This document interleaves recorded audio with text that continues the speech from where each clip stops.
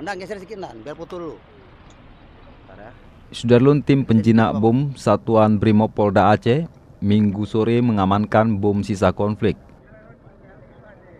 Bom dengan berat 20 kg itu ditanam di ruas Jalan Garut, Glegapui, tepatnya di Gampung Kubang, Kecamatan Indrajaya, Pidi.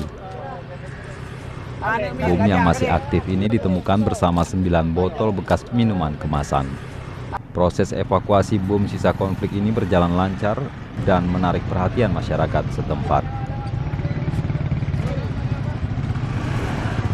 Dibungkus seperti apa namanya?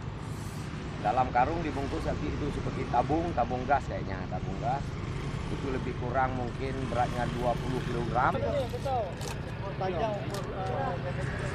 Dari Sigli, Muhammad Nazar, Serambion TV.